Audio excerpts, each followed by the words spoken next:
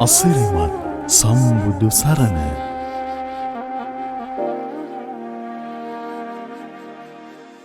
නමස්කාර වේවා බුදුරුවනට සැමදා බුදු හිමි සරණ යමි. නමස්කාර වේවා ධම්රුවනට සැමදා සදහම් සරණ යමි. නමස්කාර වේවා සංඝරුවනට සැමදා මහා සංඝ සරණ යමි. නමස්කාර වේවා තුනුරුවනට සැමදා තිසරණ සරණ යමි. සාදු සාදු සාදු. අපගේ පරම පූජනීය ගුරු දේවෝත්තම කල්යාණ මිත්‍ර පින්වල්ලක ස්වාමීන් වහන්සේට නමස්කාර වේවා. නිදුක් නිරෝගී දීර්ඝායුෂ සම්පන්නිය සැලසේවා. සාදු සාදු සාදු. ශ්‍රද්ධාවන්ත පින්වත්නි, අපිට කලාතුරකින් තමයි මනුෂ්‍ය ජීවිතයක් ලැබුණේ. කනකැස් බෑවා වියසිදුරින් අහස බලනවටත් වැඩිය දුෂ්කරයි මනුෂ්‍ය ජීවිතයක් ලැබෙන එක. ඉතින් ඒ මනුෂ්‍ය ජීවිතයක් ලැබිච්ච වෙලාවේ බුදුරජාණන් වහන්සේ නමක් ලෝකේ පහළ වෙලා ධර්මයේ දේශනා කරපු බුද්ධ කාලයක බුදු බණ පද ඇහෙන කාලෙක ඉපදීම අතිශයින්ම දුර්ලභ දෙයක්. බුදුරජාණන් වහන්සේලාගේ ඒ උතුම් ශ්‍රී සද්ධර්මය ඇහෙන මායිමේන්ට ලැබීම තවත් දුර්ලභයි. ඒ ධර්මය සවම්පත් වලට ඇහෙන එක තවත් දුර්ලභයි. පිරිසිදුව නිර්වුල්ව මේ බුදුබණ ඒ විදිහටම ඇහෙන එක අතිශයින් දුර්ලභයි. ඒ අතරේ අවබෝධයෙන් යුතුව තෙරුවන් සරණ යන්න ලැබීම අතිශයින් දුර්ලභයි. ඒ නිසා මේ දුර්ලභ කාරණා ඔබට දැන් ලැබිලා තියෙනවා. ඔබ තුල යම් සංසාරේ විශාල භාග්‍යයක් වාසනාවක් ඉස්මතු වෙලා තිබෙනවා. ඉතින් ඒ නිසා ඒ කාරණාව සිහියේ තබාගෙන මේ බුදුරජාණන් වහන්සේගේ ශාසනය පිහිට ලබා ගන්නට. ඉතින් අද දවසේ අසිරිමත් සම්බුදු සරණ දහම් වැඩසටහන සඳහා දායකත්වයේ දරන්නේ ගම්පහ පල්ලිය පාරේ පදිංචි පින්වත් අනුරාධා බණ්ඩාර මහත්මිය. මිය පරලෝකීය ඩයනා රාජසූරිය මෑණියන්ට පින් අනුමෝදන් කරන්නටත් සුජීවත්ව සිටින අයට සිත පිණිසත් ඒ ධර්ම දාණය අද බාරගෙන තිබෙන්නේ. ඉතින් බොහෝ පින් රැස් කරගන්නවා මේ අද දවසේ මේ උතුම් ධර්ම දාණය ලෝක සත්වයාට අහන්ට සැලැස්වීමෙන් මේ ධර්මයේ. අපි මේ දවස් ටිකේ කතා කරමින් සිටියේ බුදුරජාණන් වහන්සේගේ ඥානය. මේ භාග්‍යවත් බුදුරජාණන් වහන්සේ ලෝකයේ ආගම් වල දෘෂ්ටි ලිහින හැටි. උතුරු භාග්‍යතුන් වහන්සේ මේ ලෝකේ දෘෂ්ටි හට ගන්න විදිහක් දන්නවා. ඒ දෘෂ්ටි නැති වෙන විදිහක් දන්නවා. ඒ දෘෂ්ටි වෙනස් වෙන විදිහක් දන්නවා. ඒ දෘෂ්ටිය ඇති කරගත්ත පුජ්‍යලියෝ දන්නවා. මේ සියල්ලම අවබෝධ කළා. අවබෝධ කරලා ඒ අවබෝධය කෙරෙහි නොඇලී හිටියා. දැන් මේකෙන් තේරුම් ගන්න බැරිද කාලකාරාම සූත්‍රයේ බුදුරජාණන් වහන්සේ වදාළනේ මේ ලෝකේ අහන දකින දෙවියන් මරුන් බමුන් සහිත ලෝකේ අහන දකින දේවල් භාග්‍යතුන් වහන්සේ අවබෝධ කළා කියලා සර්වඥතාත් බව. ඉතින් මේ අවබෝධ කළේ. ඉතින් ඒ අවබෝධයට භාග්‍යතුන් වහන්සේ නොඇලුනා කියලා. ඉතින් මේ නොඇලී සිටින්නේ ඊළඟට මේ ලෝකයා දන්නවා දකින්නවා කියන විදිහට බුදුරජාණන් වහන්සේ දන්නවා දකින්නවා කියලා කිව්වොත් ඒක මුසාවක් කියලා වදාළේ. දැන් ලෝකයා මේ දෘෂ්ටි ගැන දන්නවා දකින්නවා. ඒ කියන්නේ දෘෂ්ටිය දන්නවා දෘෂ්ටිය දකින්නවා. තමන්ගේ ආගම ගැන දන්නවා තමන්ගේ ආගම දකින්නවා. ඒතර තමන්ගේ ආගම ගැන දන්නා දකිනා ක්‍රමේ මේ ලෝකෙ මිනිස්සු ඔය ක්‍රමයටද බුදුරජාණන් වහන්සේ ඒක දැක්කේ. දැක්කද වෙනස? දැන් මේ කාලකාරාම සූත්‍රයේ විස්තර කරනකොට මුළු ත්‍රිපිටකයේම විස්තර කරන්න පුළුවන් වෙන්නේ ඒකයි. ඒකයි කලු බුද්ධ රක්කිත මහරහතන් වහන්සේ රැය පහන් වනතුරු සූත්‍රය විග්‍රහ කරන්න ගත්තේ. රහතන් වහන්සේලාට නම් මුළු ජීවිත කාලයම මේ ධර්මයේ විස්තර කරන්න පුළුවන්. මේ උත්තමයන් වහන්සේලාට මේව අවබෝධ වුණ නිසා. ශාස්ත්‍රුන් වහන්සේ කියන්නේ කවුද කියලා හරියටම දුටුවේ රහතන් වහන්සේලා. ඉතින් පින්වතුනි අපි එහෙනම් අද ධර්ම දේශනාව ආරම්භ කරමු. ඉතින් අපි මෙතෙක් කතා කළේ බ්‍රහ්මජාල සූත්‍රේ. ඊතර බ්‍රහ්මජාල සූත්‍රයේ දේශනා කරන්න මුල තමයි බුදුරජාණන් වහන්සේ රජගහ නුවරත් නාලන්දාවටත් අතර සංඝයා සමග වඩිද්දී පිටුපස්සෙන් සුප්පිය පිරිවැජයයි බ්‍රහ්මදත්ත මේ කියන ගෝලයයි දෙන්න යනවා. සුප්පිය පිරිවැජය බුදුරජාණන් වහන්සේට බැන බැන යනවා ධර්මයට බයිනවා සංඝයාට බයිනවා. බ්‍රහ්මදත්ත ගෝලයා බුදු ගුණ කියනවා දන් ගුණ කියනවා සංඝ ගුණ කියනවා. රාත්‍රී නවතංගන්ට උනේ අම්බලට්ටිකාවේ රාජකාගාරයේ. ඒ රැලි වෙනකලුත් අර දෙන්නත් එතෙන්ට වෙලා ගුරා බයිනවා ගෝලයා ගුණ කියනවා. පහවදා උදේ මේ සත්වයන්ගේ නානාදිමුත්තිකතාවය ගැන වෙනස්කම් ගැන සංඝයා කතා කරද්දී බුදුරජාණන් වහන්සේ වෙල්ල වදාලා මේ තුනුරුවන්ට බණිද්දී අමනාප වෙන්න එපා. එහෙම අමනාප වුණොත් අසතුට වුණොත් හරි වැරද්ද හොයාගන්න බෑ. එතකොට අද වුණත් ඉන්ටර්නෙට් එකෙන් බුදුරජාණන් වහන්සේට බණිද්දී ශාසනයට බණිද්දී යහපත් සංඝයාට බණිද්දී එකපාරම කලබල වෙන්න එපා. ඉස්සෙල්ලා බලන්න එයාගේ Facebook එක ෆේමස් කරගන්නද මෙයා හදන්නේ. එයාගේ වීඩියෝ එකේ views ගාන වැඩි කරගන්නද මෙයා හදන්නේ. මෙයා ප්‍රසිද්ධ වෙන්නද හදන්නේ. ඒක තේරුම් ගන්න බැරි වෙනවා එකපාරම අර අදහසට තරහ ආව ගමන්. මාතෘකාවට වීඩියෝ එකට දාලා තියෙන මාතෘකාව දැක්ක ගමන් එතනින් එහාට සිහි කල්පනාව නැහැ. බුදුරජාණන් වහන්සේ වදාලා තුනුරුවන්ට වණිද්දී කරහද්දී හිත අවශ්‍ය ගන්න එපා. අමනාපයට අසතුටට එන්න එපා. එහෙම වුණාම හරි වැරද්ද තෝරගන්න බෑ කිව්වා.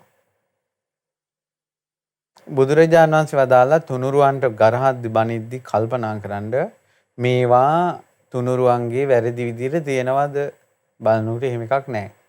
ඉතින් එහෙනම් ලියහ ගන්න පැටලෙන්නේ නැතුව. ඊළඟට වර්ණනා කරනකොට අමුතු උද්දාමයකටපත් වෙන්න එපා. ඉස්සෙල්ලා බලන්න ඒවා තුනුරුවන් තුල තියෙනවද? තියෙනවා නම් ඒ තියෙන දේ අනුමෝදන් වෙලා පැටලෙන්න එපා. ඒකල් ලියහ ගන්න. ඊට පස්සේ බුදුරජාණන් වහන්සේ දේශනා කළා මේ ලෝකයේ මිනිස්සු බුදු ගුණ කියන්න ගියත් සීල මාත්‍රයකින්ම බුදු ගුණ කියනවා. චූල සීල, මජ්ක්‍ධිම සීල, මහා සීල. ඒක අසෘතව පුසජ්ජනියටත් පුළුවන්. අසෘතව පුසජ්ජනියට තේරුම් ගන්න බැරි බුදුරජාණන් වහන්සේ ගැන ඇත්තටම ගුණ කියනවා නම් මනාව වර්ණනා කරනවා නම් කළ යුතු දෙයක් තියෙනවා. ඒ තමයි බුදුරජාණන් වහන්සේ දුෂ්කරව ගාම්භීර පරම ගාම්භීර නුවණැත්තන් විසින් නුවණැත්තන්ගේ නුවණින් අවබෝධ කරපු යම් ධර්මතා තියෙනවා. ආන් ඒවා ගැන කියනවා නම් එහෙමනම් ඒක තමයි සුදුසු වර්ණනාවක් කියවා. කොමක්ද පින්වත්නි ඒ බුදුරජාණන් වහන්සේ වදාලා මේ ලෝකේ දෘෂ්ටි තියෙනවා ලෝක සත්වයා තුළ. ආගම් මතවාද හැදිච්ච විදිහ. අතීත කෙරවල පූර්වාන්තයේ මුල් කරගෙන ආගම් 18ක් ඇති වෙලා තියෙනවා. ඉතින් ඒ 18න් බුදුරජාණන් වහන්සේ දේශනා කළා සාස්වතයි කියලා. ඒ කියන්නේ ජීවිත මේ සාස්වතයි කියන්නේ ඇත කියන දෘෂ්ටිය මුල් කරගෙන ආගම් 4ක් හැදෙනවා. අර 18 ඇතුළත මේ ආගම් හතර. ඒ තමයි එක්කෙනෙක් ජීවිත ලක්ෂයක් විතර ආපස්සට බලලා කියනවා ලෝකයක් තියෙනවා ආත්මයක් තියෙනවා. එක්කෙනෙක් සංවට්ට විවට්ට කල්ප 10ක් විතර බලලා කියනවා ලෝකයක් තියෙනවා ආත්මයක් තියෙනවා. එක්කෙනෙක් සංවට්ට විවට්ට කල්ප 40ක් විතර බලලා කියනවා ලෝකයක් තියෙනවා ආත්මයක් තියෙනවා. එක්කෙනෙක් තර්ක කරලා කියනවා ලෝකයක් තියෙනවා ආත්මයක් තියෙනවා. සාස්වත ඇත කියන දෘෂ්ටියට ඇති වෙනවා. ඔය ආගම් හතරක්. ඇතැන් දේවල් සාස්වතයි ඇතැන් දේවල් අසාස්වතයි කියලා ඇති වෙන අදහස් තියෙනවා. ඒ වගේ ආගම් හතරක් තියෙනවා. එයින් එකක් තමයි අර බ්‍රහ්මයා ලෝකේ මැව්වා කියන එක. ආභාසර දිව්‍ය ලෝකේ ඉඳලා බ්‍රහ්ම විමානයක පහළ වෙලා එයා හිතනවා තවත් අය ඉන්නවනම් හොඳයි කියලා. ඒකට ආයුෂ ඉවර වෙලා කට්ටියක් ඒ විමානේ පහළ වෙනවා. ඒතර එයාලා හිතන්නේ මම තමයි මේ ලෝකේ මැව්වේ කියලා. පස්සේ ඉපදිච්චයි මැරිලා මනුස්ස ලෝකෙ ඉපදිනවා. ඒ වගේ පෙර ජීවිතේ බලනකොට පේනවා බ්‍රහ්මයා තවම ඉන්නවා අපි මැරිලා.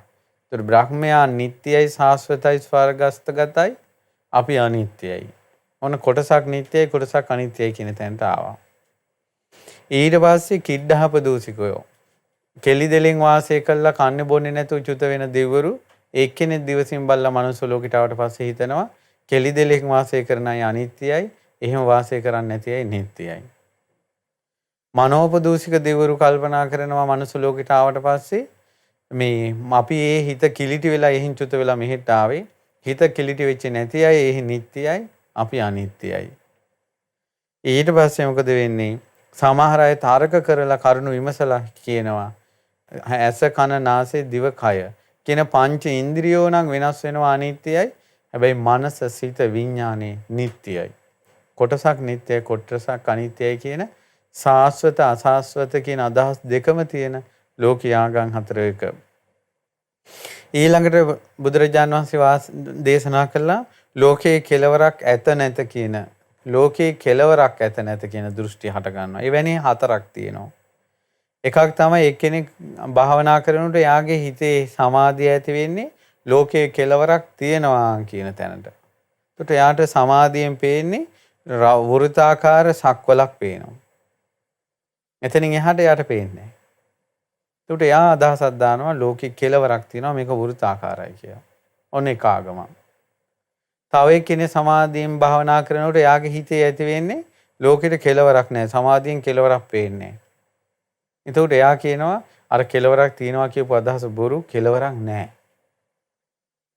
ඒ දෙවෙනි කෙනා. තුන්වෙනි කෙනා කල්පනා කර භාවනා කරනකොට කෙලවරක් ඇත නැත කියන සංඥාවේ හිත පිහිටනවා. එයාට මේ සක්වලේ උඩටයි යටටයි කෙලවරක් නැහැ කියලා පේනවා. හැබැයි හරහට කෙලවරක් තියෙනවා. ඒතර එයා කියනවා කලින් අදහස් දෙකම වැරදි. ලෝකෙට කෙලවරක් ඇත්තෙත් නැහැ නැත්තෙත් නැහැ කියලා අදහසකට එනවා. ඊට පස්සේ එක්කෙනෙක් තර්ක කරනවා. තර්ක කරලා අදහසක් දානවා ලෝකෙට කෙලවරක් ඇත්තෙත් නැහැ නැත්තෙත් නැහැ කියලා. එතකොට ඕන්න ඔය විදිහට ආගම් හතරක්. එතකොට ආගම් 12ක් ඇති වෙන හැටි අපි ඔය මීට කලින් වැඩසටහනේ කතා කළේ. ඔය තමයි සංක්ෂිප්තේ. අද කතා කරන්නේ අමරා වික්ෂේපවාදය. පුදුම සහගතයි. මේක කතා කරනකොට තේරෙනවා අද නම් ඉන්න ඔක්කොම අමරා වික්ෂේපවාදීද කියලා. නිකන් බලන්නකො මේ ධර්ම දේශනාව අහලා එන්න බුදුරජාණන් වහන්සේ දේශනා කළා සන්ති වික්කවේ ඒකේ සමන බ්‍රහ්මන අමරා වික්කේපිකා. ඔන්න මේ සමන බ්‍රාහ්මණෝ ඉන්නවා අමරා වික්ෂේපවාදී කියලා කියන්නේ ඇඟ බේරා ගන්න පිළිතුරු දීලා ප්‍රශ්න වලින් මග හැර යනවා. ආන්දෙක් වගේ ලිස්සල යනවා. ඇඟ බේරා ගන්න වචන දානවා. අන්න ඒ අදහසට කියන්නේ අමරා වික්ෂේපවාදී. ඒක කොහොමද වෙන්නේ? ඔන්න ඔවුන්ගෙන් ප්‍රශ්න අහනවා. ප්‍රශ්න අහනකොට මේ ක්‍රම 4කින් මග හැරලා යනවා. ඒ අමරා වික්ෂේපවාදයේ ක්‍රම 4කින් තියෙනවා මග හැරලා යනවා. එතකොට මේ 4 මොකද්ද කියලා බුදුරජාණන් වහන්සේ දේශනා කරනවා. බුදුරජාණන් වහන්සේ දේශනා කරනවා මෙහි ඇතන් සමන බ්‍රාහ්මණවරු ඉන්නවා. ඒ අය කුසලයේ කියලා ඒ ආකාරයෙන් දන්නේ නැහැ. අකුසලී කියලා ඒ ආකාරයෙන් දන්නේ නැහැ. ඒ කියන්නේ ආරි වැරද්ද මේ කට්ටිය දන්නේ නැහැ. එතකොට එයාලා කල්පනා කරනවා මේ අකුසල් කුසල් කියන එක අපිටත් හරියට තේරෙන්නේ නැහැ. මේ ලෝකේ මිනිසුන්ට කුසල් අකුසල් කියන එක හරියට තේරෙන්නේ නැහැ. දැන් ඕවා අපි කියන්න ගියොත් එහෙම මේවා කියන්ට යනකොට මොකද වෙන්නේ? ඒ ඇත්තන් ඒ අපි දේශනා කරන ධර්මය අහලා රාගයක් හෝ ද්වේෂයක් හෝ තරහක් හෝ ඇති කරගන්න පුළුවන්. හැබැයි මේ කරුණ ඇතිවෙන්න මේ රාගයක් ද්වේෂයක් මෝහයක් අනුන් තුල ඇති වෙනවා නම් ඒක අපි බොරුවක් වෙන්න ඕන. අපි කියන එක බොරුවක් වෙන්න ඕන. ඒ නිසා බොරු කියනවා කියන එක හරි පීඩාකාරී දෙයක්. ඒ නිසා ඒක මට බොරු කියන එක පීඩාකාරී දෙයක්. ඒක මට අන්තරායක් කියලා මේ විදිහට බොරු කියන්නට තියෙන බියෙන් බොරු කීමට පිළිකුලෙන් මේක කුසල් කියලා කියන්නෙත් නැහැ. අකුසල් කියලා කියන්නෙත් නැහැ. කවුරු හරි ප්‍රශ්නයක් ඇහුව විට මොකක් හරි ප්‍රශ්නයක් ඇහුවොත් මෙන්න මෙහෙම උත්තර දෙන්නේ. ඒ තමයි මා තුල ඔවැනි අදහසක් නැහැ. මා තුල ඒ අයුරින් පිළිගැනීමකුත් නැහැ. මා තුල ඊට වෙනස් අයුරකින් පිළිගැනීමකුත් නැහැ. නොපිළිගන්නවා කියලා දෙයක්වත් නැහැ. ඊළඟට නොපිළිගන්නේ නැත කියලා දෙයක්වත් නැහැ. දැන් ඉතින් හොයාපන්කෝ. රවුමක් දාලා වරහණක් දාලා අගක් මුලක් හොයාගන්න බැරි තත්වයකටපත් වෙනවා. ඒ ඉතින් එයා කියනවා මම පිළිගන්නෙත් නැහැ. පිළිගන්නේ නැහැ කියලා එක්කුත් දෙයක්වත් නැහැ. නොපිළිගන්නවා කියලා එක්කුත් නැහැ. ඉතින් එහෙම අදහසකුත් නැහැ කියලා දාපු ගමන් ඒ අදහස හොයාගන්න බෑ යාගේ. හිමීට ප්‍රශ්නේ මග හැරලා යනවා ආන්දා වගේ. ඕකට තමයි කියන්නේ අමරා වික්ෂේපවාදය. ඔය එක ක්‍රමයක්. ඒතර මම ඒක ආයසරයක් ඔයාලට තවත් තේරෙන්න කියන්නම්. ඒ කියන්නේ මේ මතක හිටින්න. ඔන්නේ අමරා වික්ෂේපවාදී කියන්නේ ලිස්සලා යනවා. හරියට උත්තරයක් දෙන්නේ නැහැ. මග හැරලා යනවා. ඒකට උදාහරණයක් කිව්වොත් ආන්දා ලිස්සලා යනවා වගේ. ඊට පස්සේ මේකෙන් කොටස් 4කින් මේ අමරා වික්ෂේපවාදී සිද්ධ වෙනවා. පළවෙනි ක්‍රමේ තමයි මෙයාලා මේ කණ්ඩායම මේ ආගම් දරන අය කුසල් අකුසල් හරියට දන්නේ නැහැ. ඒත් මේ අය කල්පනා කරනවා අපි කුසල් අකුසල් හරියට ඕවා දන්නේත් නැහැ. අපෙන් බණ අහන අය කුසල් අකුසල් හරියට දන්නේත් නැහැ. ඉතින් අපි මේක කුසල් මේක අකුසල් කියලා මේ අයට බණ කියන්න ගියාට පස්සේ මේ අයට රාගයක් ද්වේෂයක් ඇති වෙන්න පුළුවන්. ඒකට අපි කියන දේවල් වලින් රාගයක් ද්වේෂයක් මෙයාලට ඇති වුණොත් එහෙම ඒක හරියට අපි බොරු කිව්වා වගේ. ඒක අපේ බොරුවක්. බොරුවක් කියනවා කියන එක හරි පීඩාකාරී දෙයක්. ඒ පීඩාකාරී දේවල් අපිට ඕනේ නැහැ. ඒ නිසා අපි මේක කියන්නේ නැහැ කියලා දැන් මෙයා හිතනවා. දැන් මේ හිතන්නේ අර අවසානට ආවේ බොරු කියන්නේ නැහැ කියන තැනනේ. එහෙම ඉඳලා දැන් මේ අදහසේ මෙයාලා ඉන්නකොට මෙයාලගෙන් කවුරු හරි අහනවා මේක කුසල්ද? ඒතර මෙයාලා කියනවා මේ එහෙම අදහසක් නැහැ අපේ. ඒත් වෙන අදහසකුත් නැහැ. ඒක අපි පිළිගන්නවා කියලා එකකුත් නැහැ. නොපිළිගන්නවා කියලා එකකුත් නැහැ. කියලා ඔය වගේ රවුමක් දානවා. දැන් අර අහන කෙනාට උත්තරයක් නැහැ.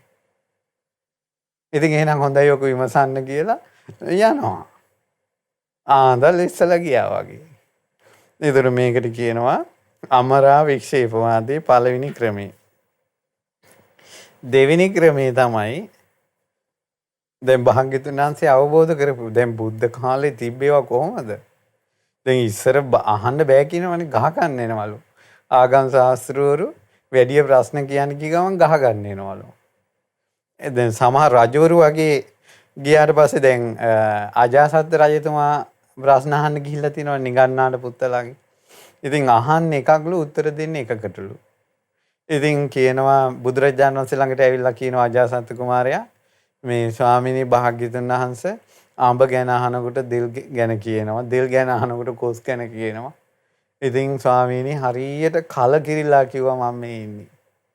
එහෙම කියලා තමයි මේ දැන් මේ සූත්‍රයේ පිටිපස්සේ තියෙනවා මේ මොකද්ද සාමාන්‍ය ඵල සූත්‍රය. ඉතින් ඒකේ ওই කරුණු තියෙනවා. ඉතින් හරිය පුදුම ඒ කාලේ හරියට පිරිසුදු පැහැදිලි උත්තරයක් ගන්න මේ මනුස්ස ලෝක විතරක් නෙවෙයි තුන් ලෝකෙම පිරිසුදු පැහැදිලි උත්තරයක් ගන්න හිටපු එකම එක උත්තමයන් වහන්සේ මමත් ඔබ සරණ ගිය මගේම බුදුරජාණන් වහන්සේ. බුදුරජාණන් වහන්සේ නම ලෝකේ පහළ නොවෙන්න උත්තරයක් නැහැ ප්‍රශ්න වලට. මංගල කාරණා වලට දිවුරු අතර පව ඇති වුණ කතා ටික බලන්න. අවසානයේ බුදු කෙනෙක්ම පහළ වෙලා ඒ දේශනා කරන්න සිද්ධ වුණානේ. මහා මංගල සූත්‍රය, පරාභව සූත්‍රය. ඊට පස්සේ ඊළඟ කාරණාව බලමු. දැන් අමරාවික්ෂේපවාදී දෙවෙනි කොටස. දෙවෙනි කණ්ඩායම. මෙයාලා කුසල් දන්නෙත් නැහැ. අකුසල් දන්නෙත් නැහැ. ඊට පස්සේ මෙයාලා කල්පනා කරනවා දැන් කුසල් දන්නෙත් නැහැ, අකුසල් දන්නෙත් නැහැ. දැන් අපි මේවා මිනිසුන්ට කියන්න ගියොත් එහෙම මේ ආකාරයෙන් මේ නොදන්නා දේවල් කියන්න ගියොත් එහෙම මේක කුසල් මේක අකුසල් කියලා මේ අයට රාගයක් ද්වේෂයක් ඇති වෙන්න පුළුවන්. මේ අයට රාගයක් ද්වේෂයක් ඇති වුණොත් ඒකට අපි බැඳෙන්න පුළුවන්. ඒ බැඳෙනවා කියන එක පීඩාවක්. ওই පීඩාකාරී දේවල් වල අනවශ්‍ය බැඳීම් වල අපි පැටලෙන්න හොඳ නැහැ. ඒ නිසා මේ මිනිස්සු අහන ඒවාට ඉතින් අපි අමුතුවෙන් උත්තර දෙන්න හොඳ නැහැ. මෙහෙම කියලා ඉන්නවා. මේ විදිහට උපාදානයට බියෙන් උපාදානයට පිළිකුලෙන් කුසල්ය කියලා කියන්නේත් නැහැ. මෙයා අකුසල්ය කියලා කියන්නේත් නැහැ. ඊට පස්සේ කවුරු හරි මෙයාලගෙන් මොන හරි ප්‍රශ්නයක් ඇහුවොත් උත්තර දෙන්නේ මෙහෙමයි. මා තුල ඔයවැනි අදහසක් නැහැ. මේ මා තුල ඔය වගේ පිළිගැනීමකුත් නැහැ. මා තුල ඊට වෙනස් අයුරකින් පිළිගැනීමකුත් නැහැ. නොපිළිගන්නවා කියලා දෙයක්කුත් නැහැ. නොපිළිගන්නේ නැහැ කියලා දෙයක්කුත් නැහැ. දැන් ඉතින් මේකේ උත්තරය මොකද්ද? ඉතින් හොයාගන්න බෑ. ඊට පස්සේ ඕම ලිස්සලා පොඩ්ඩක් කල්පනා කරලා බලන්න කියලා වරහණක් දාලා යවනවා. එතකොට මේකට කියනවා අමරා වික්ෂේපවාදය. අද ලෝකේ ගොඩාක් තියෙන එක. හරි උත්තරයක් නැහැ. කොහින් හරි කරකවලා අවසානයේ අර ප්‍රශ්නේ තියෙන කෙනාට තිබ්බ ප්‍රශ්නෙට වැඩිය වෙන ප්‍රශ්නයක් ඇති වෙනවා. අමරා වික්ෂේපවාදී නිසා. එතකොට දැන් ඒ ක්‍රම දෙක ආයසරයක් මතක තියා ගැනීම පිණිස කියන්නම්. අමරා වික්ෂේපවාදී කියන්නේ ලිස්සලා යනවා හරි උත්තරයක් දෙන්නේ නැහැ. පළවෙනි ආගම් කණ්ඩායම හිතුවා මේ කුසල් අකුසල් කියන එක අපි දන්නේ නැහැ. ඉතින් මිනිස්සු දන්නේත් නැහැ. ඕවා අපිට මිනිසුන්ට කියන්න ගියාම මිනිස්සු ඔයාට රාග දේශ මොහ ආදී ඇති කර ගන්නවා. ඒවා ඇති කරගත්තට ඇති වෙනවා නම් මිනිස්සු තුල ඒක අපේ බොරුවක්. ඉතින් බොරුව කියන්නේ හරි පීඩාකාරී දෙයක්. පීඩාවක් අපිට ඕනේ නැහැ. අපි ඔයාට උත්තර දෙන්න ඕනේ නැහැ කියලා මිනිස්සු අහන දෙයකට අර වාගේ අගක් මුලක් නැති කැරකිලා යන උත්තර දෙනවා. උත්තරයක් නෑ අවසානයේ. දෙවෙනි කණ්ඩායම දැන් එයාලටත් අනුගාමිකයෝ ඉන්නවා. දෙවෙනි කණ්ඩායම එයාලා කුසල අකුසල් දන්නේ නැහැ. කුසල අකුසල් ගැන අහනකොට එයාලා කල්පනා කරනවා මේ මිනිස්සු කුසල අකුසල් ගැන දන්නේත් නැහැ. අපි ඕවා මිනිස්සුත් එක්ක කියන්න ගියාට පස්සේ මිනිස්සුන්ට රාග ද්වේෂ ආදී ඇති වෙනවා.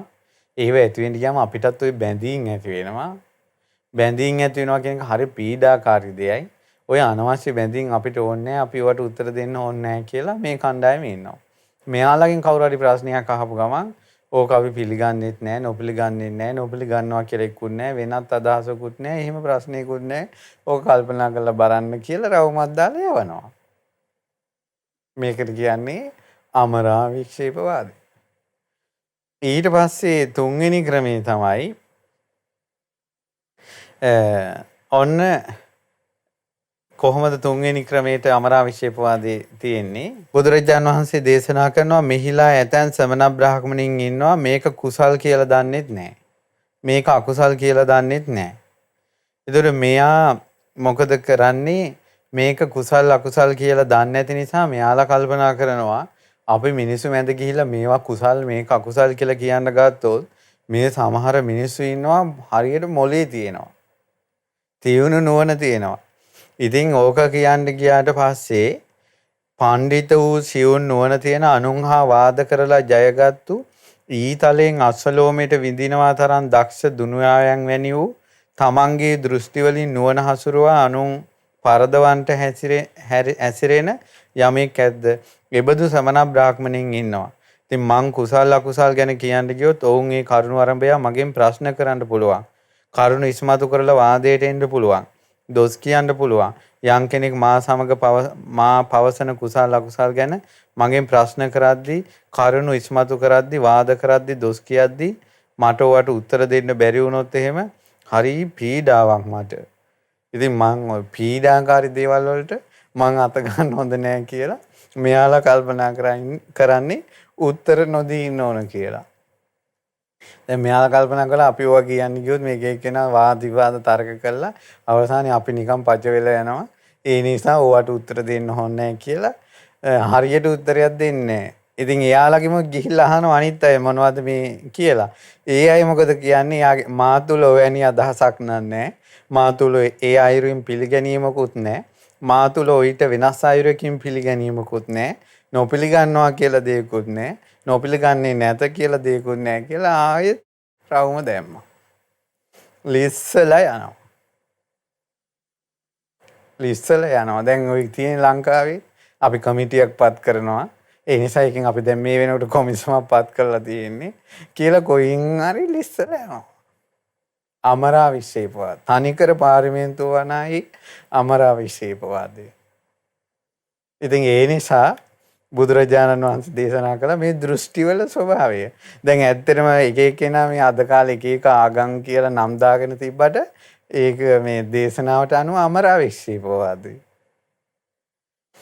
එතකොට පළවෙනි අය මතකයිනේ පළවෙනි පිරිස, දෙවෙනි පිරිස, තුන්වෙනි පිරිස දැන් කතා කළේ. තුන්වෙනි පිරිස මේ දර්ශනය මේක ලිස්සලා යන්නේ. ඒ අය දන්නවා දැන් අපි කතා කරන්න ගත්තොත් ඔයගේ අගමුල හොයන්න ගිහිල්ලා වාද විවාද කරලා අවසානයේ අපි පිරිස මැද පච වෙලා යනවා. ඉතින් ඕවට උත්තර දී ගන්න බැරි වුණොත් එහෙම අපිට හරි පීඩාවක්. නිසා ඕවට අපි අත දාන්න ඕනේ නැහැ කියලා කවුරු හරි ආපු ගමන් උත්තර 10ක් 15ක් විතර වගේ දීලා එයාටත් හොයා ගන්න බැරි විදිහට ලිස්සලා යනවා. අමරාවිෂේපවාදී. අපි බලමු හතරවෙනි පිරිස මොකද්ද කොහොමද ලිස්සලා යන්නේ කියලා.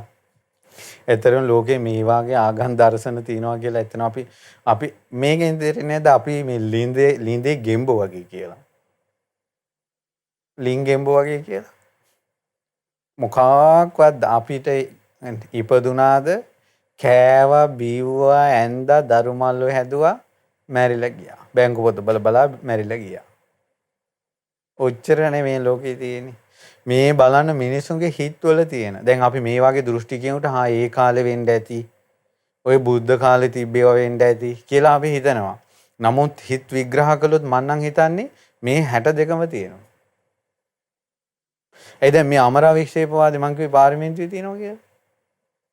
මැති ඇමතිවරුන්ගේ තියෙන අමරාවිෂේපවාදීනේ. ලිස්සලා යනවනේ. ඔය බලන්න මේ අපි පහුගිය කාලවල අපිට අහන්න දකින්න ලැබුණා. ඔය සමහරවල්ට මාධ්‍යයෙන් ගිහිල්ලා ඔය එක එක්කෙනෙන් අහන්නේ ඔබතුමා මොකද්ද මේ ගැන දරන අදහස කියලා. එහෙම අදහසකුත් නැහැ නැති අදහසකුත් නැහැ කියලා මේ අමරාවිෂේපවාදෙම දානවානේ. එතකොට ආදටත් තියෙනවා. අපි බලමු හතරවෙනි එක්කෙනා. බුදුරජාණන් වහන්සේ දේශනා කළා මෙහි ඇතැන් සමන බ්‍රාහ්මණෙක් හෝ ඒ පිරිසක් ඉන්නවා.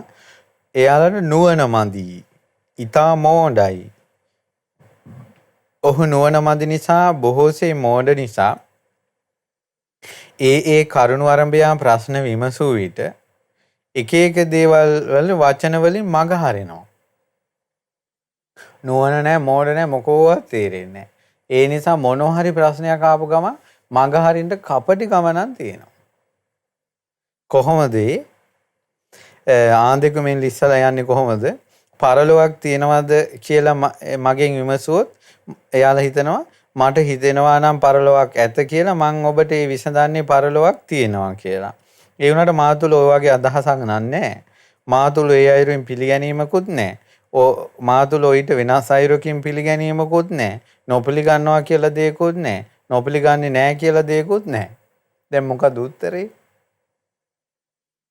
එතකොට පරලොවක් නැද්ද කියලා ඇහුවොත් එහෙම ඒත් අර උත්තර ඒ කියන්නේ එකම උත්තර සෙට් එකක් තියෙන්නේ.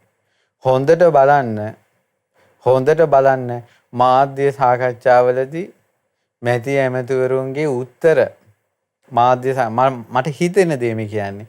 මම ඇත්තටම දේශපාලන කතා අහලා කියවලා එහෙම නැහැ.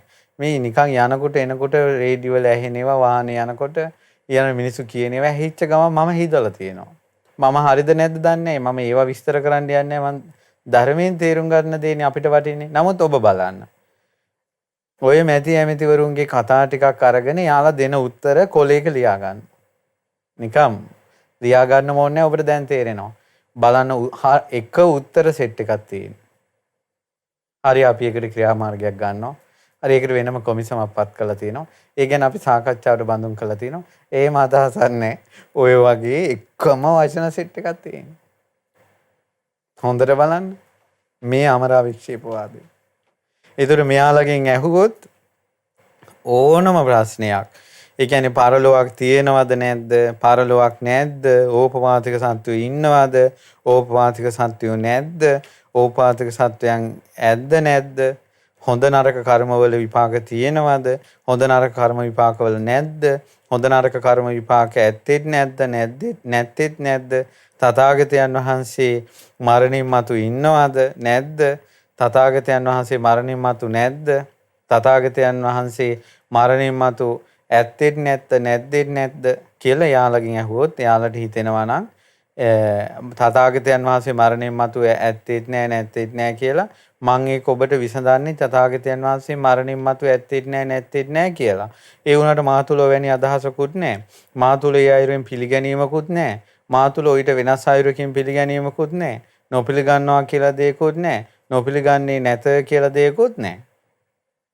පින්වත් මහණෙනි යම් කරුණකට පැමිණිලා අමරා විශ්ේපවාදී භවත් ශ්‍රමණ බ්‍රාහ්මණවරු මේ ප්‍රශ්නයක් ඇහුවට පස්සේ ආන්දා වාගේ ඉස්සලා මගහැරලා යන හතරවෙනි ක්‍රමය ඕක කිව්වා. ඒ කියන්නේ මෝඩ නිසා නුවණක් නැති නිසා ඒවත් තේරුම් බේරුම් කරගන්න බැරි නිසා උත්තර ටිකක් හදාගෙන ඉන්නවා අහන දෙයට ඒ උත්තර සෙට් එකෙන් උත්තර දෙනවා. පුදුම සාගත දෙයක් මේ අමරා විශ්ේපවාදී කියන්නේ. පුදුම සහගත දෙයක් අමරා විශ්ේපවාදී. හරි භයානකයි මේක නම්. දැන් මේ ඇයි මේ නොදන්නා දන්නා දේ දන්නවා කියලත් නොදන්න දේ නොදන්නවා කියලා කියන්ට බැරි ඍජුකම නැතිවීම නේද මේ. මෙච්චර දෘෂ්ටි වල යන්නේ. මෙච්චර රවුම් ගහන්නේ.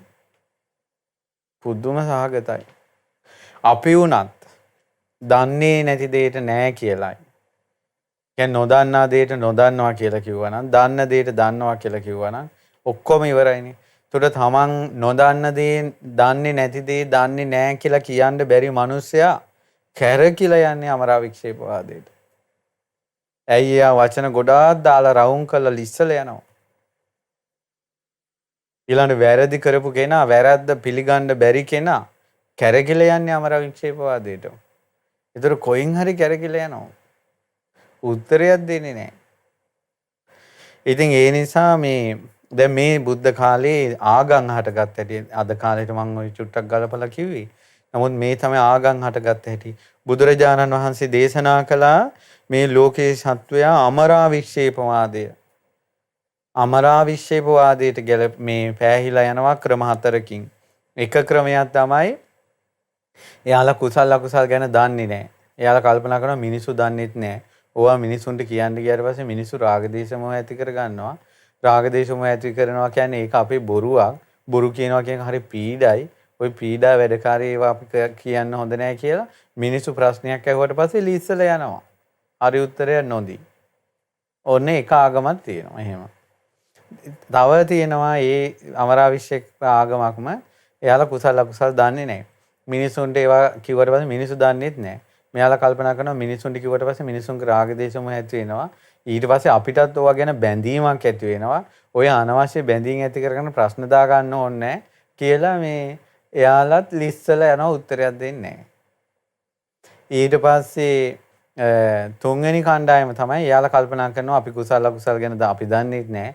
ඕවා කියන්න ගියට පස්සේ සමහර අය ඉන්නවා හාර අවුස්සලා ඕවාගේ අගමුල හොයලා මේ වාද විවාද තර්ක ඇති කරගෙන ඕවා අපෙන් අහන්න ගියාට පස්සේ අපි කට්ටිය මැද නිකාම් පච වෙලා යනවා. අපිට උත්තර දී ගන්න බෑ. ඒක හරිය පීඩාවක්. ඊට වැඩි හොඳයි අපි මේ පැත්තකට වෙලා ඉන්නවා කියලා උත්තරයක් ප්‍රශ්නයක් අහුව ගමන් මෙහෙන් උත්තරයක් දීලා ලිස්සලා යනවා. තුන්වෙනි කණ්ඩායම. හතරවෙනි කණ්ඩායම මොකද කරන්නේ? එයාලට ඒ දහම ගැන කිසිම වැටහීමක් නැහැ. එයාලා වචන සෙට් එකක් තියාගෙන ඉන්නවා. මොනවා ඇහුවත් හිතෙන දේ කියලා හිතෙන සිතවිල්ලක් කියලා අර උත්තර ටික දාලා අරයට උත්තරයක් නැහැ අවසානයේ. මේ ලෝකේ කුසල් අකුසල් තියෙනවද? පින් පව් තියෙනවද? මේ ලෝක පරලෝකයක් තියෙනවද? රහතන් වහන්සේලාට මරණින් මත්තේ මොකද්ද වෙන්නේ? මොනවා ඇහුවත් එයාලා එකම උත්තරයක් දෙන්නේ. ඉතින් බුදුරජාණන් වහන්සේ වදාලා ඕක තමයි අමරා වික්ෂේපවාදී. ඉතින් තථාගත අරහත් සම්මා සම්බුදුරජාණන් වහන්සේ ඔය වාද හටගන්න හැටිත් දන්නවා. ඒ කියන්නේ මෙයාලා මේ වහද අහලා මේ වාද මේ හදාගෙන ඒ වාදම ග්‍රහණය කරගෙන ඒවටම බැඳිලා මේ අත්ෝ මරණින් මත්තේ කොහෙද යන්නේ කියලාත් බුදුරජාණන් වහන්සේ දන්නවා. ඒ පිළිබඳව දැනුමක් තියෙනවා. හැබැයි මේ බුදුරජාණන් වහන්සේ දැනුම ග්‍රහණය කරගෙන නැහැ. අවබෝධය ග්‍රහණය කරගෙන නැහැ. 아무තු බැඳීමක් නැහැ.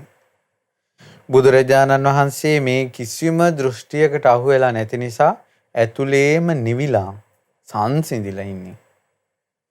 බුදුරජාණන් වහන්සේ මේ දෘෂ්ටි ස්පර්ශය නිසා හටගන්නා වූ වේදනාවන්හි ආස්වාදය ආදීනවය නිස්සරණය යථා භූතේ වශයෙන්ම අවබෝධ කරගෙන ඉන්නේ. ඉතින් බුදුරජාණන් වහන්සේ උපාදාන රහිත වෙලා සියලු කෙලෙසුන්ගෙන් නිදහස් වෙලා ඉන්නේ. බුදුරජාණන් වහන්සේ වදාලා ආන්න බුදු ගුණ කියනවා නම් ආන්න බුදු කෙනෙක්ගේ ගාම්භීර වූ අවබෝධ කරන්න දුෂ්කර ඊටා තියුණු නුවණින් අවබෝධ කරපු බුදුරජාණන් වහන්සේගේ අවබෝධ ඥානය අන්න විස්තර කරලා කියනවා නම් ඒවනම් සුදුසු වර්ණනා කිව්වා. ඉතින් බුදුරජාණන් වහන්සේ දේශනා කළා වින්වත් මහන්නේ මේ ලෝකයේ මිනිස්සුන්ට ආය ඇති වෙනවා අදිච්ච සමුප්පන්න වාදී අදහස් දෙකක් ඇති වෙනවා. දැන් මේ වෙනකොට අපි 16ක් ආගම් 16ක් ගැන කතා කළා. එතකොට මේ ආගම් 18ක් තියෙනවානේ මේ ජීවිතෙන් කලින් මුල් කරගෙන මේ ජීවිතේ දක්වා ඇති වෙච්ච අපරාන්ත මේ පූර්වාන්තේ මුල් කරගෙන ඇති වෙච්ච ආගම් 18ක් තියෙනවා. ඒකෙන් 16ක් කතා කළා. තව දෙකක් තියෙනවා. දැන් මේ දෙක විස්තර කරන්නේ බුදුරජාණන් වහන්සේ දේශනා කළා ඇති වෙනවා දෘෂ්ටියන් අදිච්ච සමුප්පන්න. අදිච්ච සමුප්පන්න කියලා කියන්නේ පටිච්ච සමුප්පන්න කියන වචනයට විරුද්ධ වචනයි. ඒතර පටිච්ච සමුප්පන්න කියන්නේ හේතුඵල ධමයෙන් හටගත්තනේ. අදිච්ච සමුප්පන්න කියන්නේ හේතුඵල ධමයෙන් හට නොගත්ත. එතකොට මේ හේතුඵල ධමයෙන් තොරව ඉබේ හටගත්තා කියන අදහස් තියෙන ආගම් දෙකක් තියෙනවා. මොකද්ද ආගම? මෙන්න මේක නම් පුදුම සාගතයි. මොකද්ද බුදුරජාණන් වහන්සේ දේශනා කළා කොහොමද ආගම් ඇති වෙන්නේ? මේ බලන්න මේ සක්වලවල වල ස්වභාවය. බුදුරජාණන් වහන්සේ දේශනා කළා සාන්ති භික්කවේ අසඤ්ඤ සත්තා නාම දේවා. මේ අසඤ්ඤ සත්වයෝ කියලා දේව කොටාසයක් ඉන්නවා. අසඤ්ඤ ලෝකේ සංයුප්පාදාච පනතේ දේවා තම්මාකාය චවಂತಿ. ඒ අයට සංඥාව ඇති වුණොත් ඒ දිව්‍ය ලෝකෙන් චුත වෙනවා. තානං කෝ පනේතං විජ්ජති යං අඤ්‍යතරෝ සත්වෝ තම්මාකාය චවිත්වා ඉත්තත්තං ආගච්ඡති. ඕන්න ඒ අය එක්කෙනෙක් එහින් චුත වෙලා මනුස්ස ලෝකෙ ඉපදුණා. මනුස්ස ලෝකෙ ඉපදිලා මෙයා භාවනා කරනවා. භාවනා කළා සමාධියෙන් එක ජීවිතයක් බලනවා කලින්. බලනකොට යාලට බලනකොට පේන්නේ. ඇයි පේන්නේ නැත්තේ? එයා හිටියේ අසඤ්ඤේනේ. අසඤ්ඤේ ඉඳලා සංඥාව ඇති වෙච්ච ගමම චුත වුණානේ. එතකොට යාට සංඥාව ඇති වෙච්ච මොහොත පේනවා, එතනින් එහාට පේන්නේ නැහැ. දැන් අපි හොඳටම නිදාගෙන ඉඳලා නැගිට්ටොත් එහෙම නිදාගෙන හිටපු ටික පේනවද? නැගිට්ට තැන ඉඳලා නේද මතක?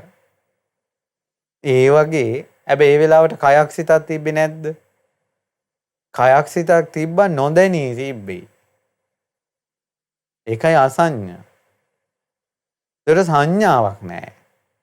ඒතර ඇහැරුණා වගේ තමයි ඒ වෙලාවෙ ඉඳලා මතක. එතනින් එහාට නිදාගෙන ඉඳපු තප්පරයක් ගානේ මතකද? මෙයා භාවනාවෙන් බලනවා අර සංඥාව ඇති වෙච්ච වෙලාව විතරයි දැන් පේන්නේ. එතනින් එහාට පේන්නේ නැහැ. මෙයා මොකද්ද දැන් එන දර්ශනය මොකද්ද? මෙයා ඉන්නේ මොකද්ද?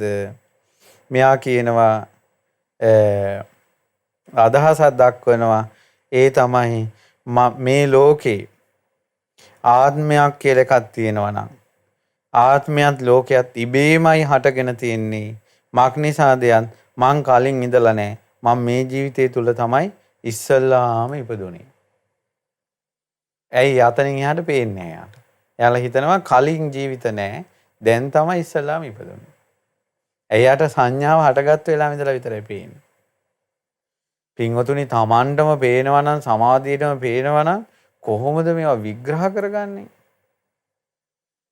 පුදුම සහගතයි. එතකොට දැන් මේකෙන් තේරෙන්නේ නැද්ද අසඤ්ඤ? අපි කියන්නේ කල්ප 500ක් හිටියා කියලා. මෙහින් චුත වෙච්ච ගමම අසඤ්ඤේ. කල්ප 500ක් ගියාට පස්සේ සංඥාවක් උපදිනවා. එතකොට චුත වෙනවා. එතකොට අර කල්ප 500ම මොකක්ද උනේ? කින්ද මන්ද ආතාපාතක් නැහැ. කිසිම දෙයක් දන්නේ නැහැ. අසඤ්ඤ සත්ව කල්ප 500 ඉන්නවා. ඉතින් අර කොමාද මොකද්ද කියලා ලෙඩක් තියෙන්නේ. ඒතර අවුරුදු 10 12 ඉන්නේ කයක් තියෙනවා මැරෙන්නෙත් නැහැ. නමුත් මේ සංඥාව මේ ඇහැරිච්ච ගමන් ලෙඩේ සුවයි. ඒ නිසා මේ පුදුම මේ දෙයක් බුදුරජාණන් වහන්සේ දේශනා කළා. ඔන්න මං කලින් ඉඳලා නැහැ. දැන් තමයි හටගත්තේ කියලා. හේතුඵල ධහමට විරුද්ධ අදහසක් න්යාවි. අදිච්ච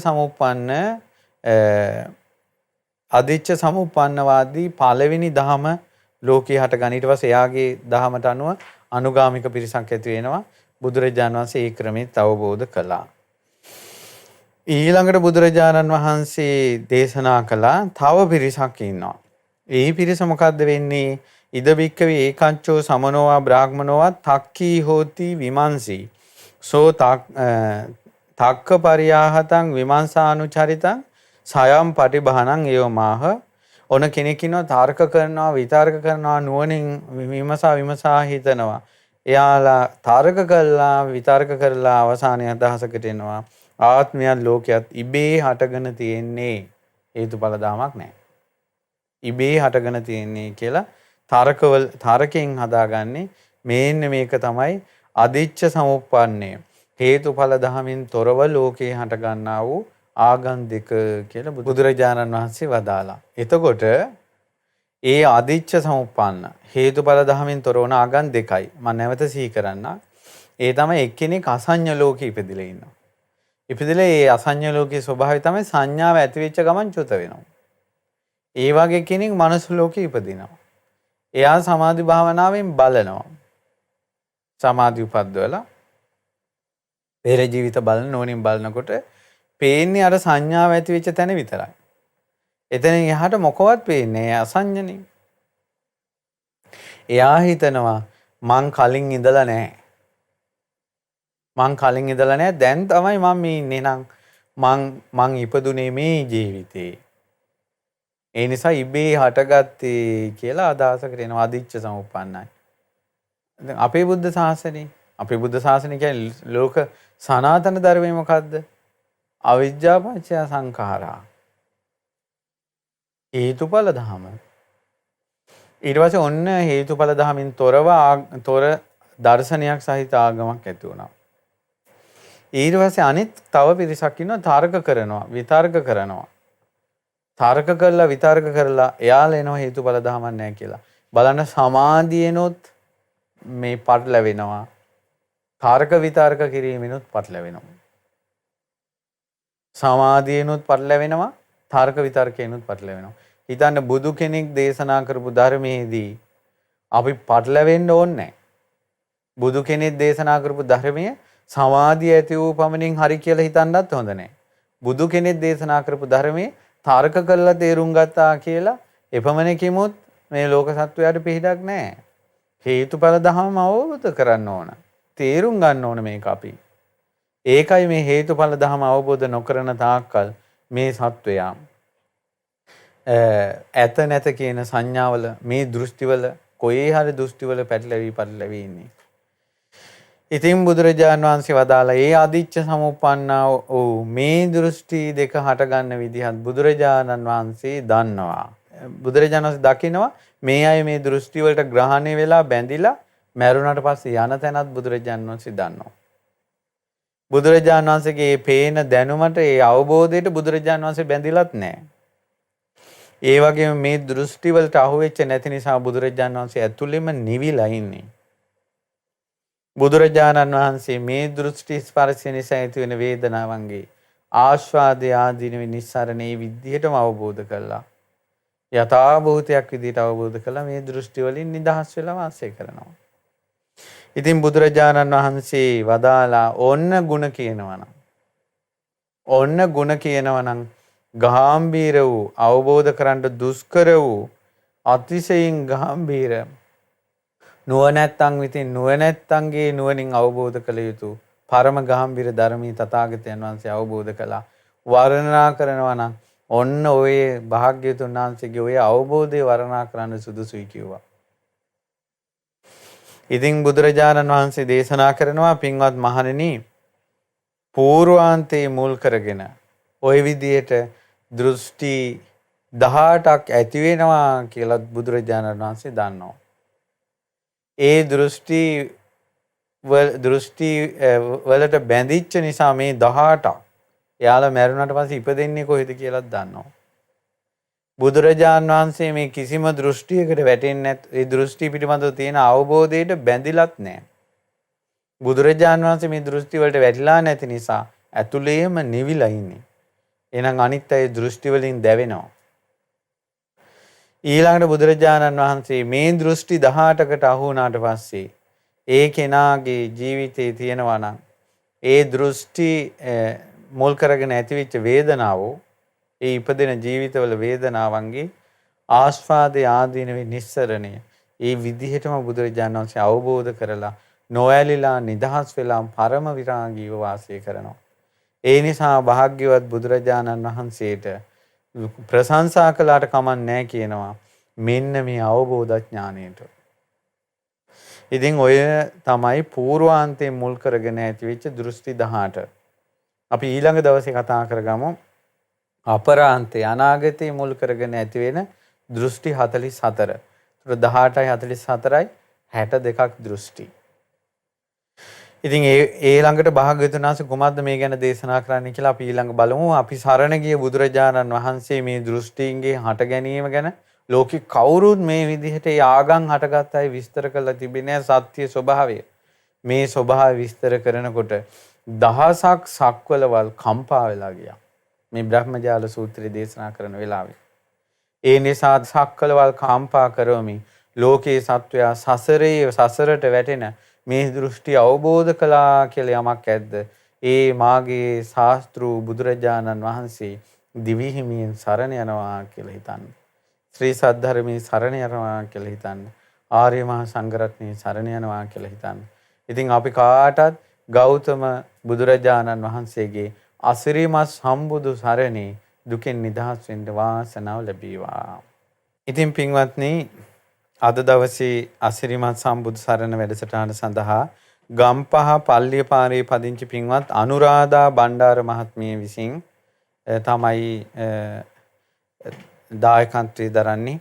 ඉතින් භාග්‍යවත් බුදුරජාණන් වහන්සේගේ අනන්ත වූ අවබෝධ ඥානීය අනුභවයෙන් මහා ඒ වගේම දහසක් සක්වලවල් කම්පා කරමින් ධර්මයේ දේශනා කරපු ආනුභව බලයෙන් ඉතින් බුදුරජාණන් වහන්සේගේ සත්‍යානුභව බලයෙන් බුදුරජාණන් වහන්සේගේ සත්‍ය ධර්මීය අනුභව බලයෙන් ධර්මය අවබෝධ කරපු රහතුන්ගේ අනුභව බලයෙන් මේ ලෝක සත්වයාටත් මව් රටටත් ව්‍යසනයක් වුණේ වසංගත දුරින්ම දුරු වෙලා මිනිස් වර්ගයාට යහපත සැනසෙල්ල රැකවරණය සැලසීවා කියලා සිත ප්‍රාර්ථනා කරනවා.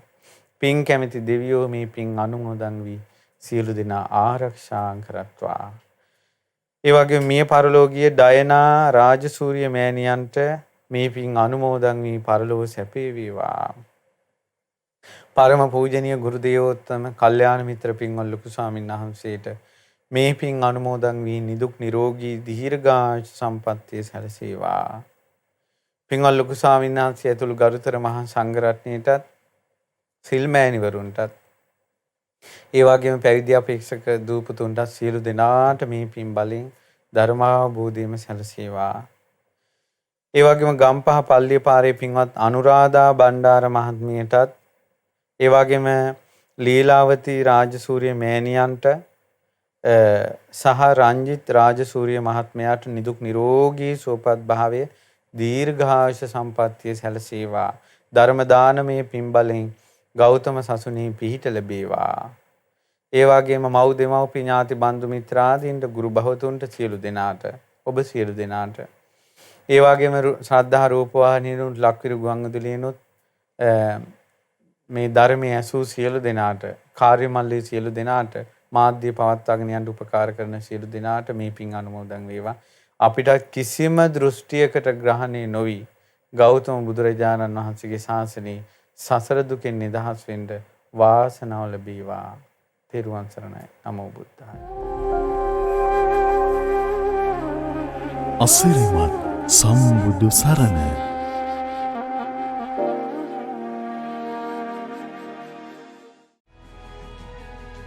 මෙවැනි වටිනා ධර්මදේශනා නැරඹීමට ශ්‍රද්ධා YouTube චැනලය සබස්ක්‍රයිබ් කර සීනුව ලකුණ ඔබන්න.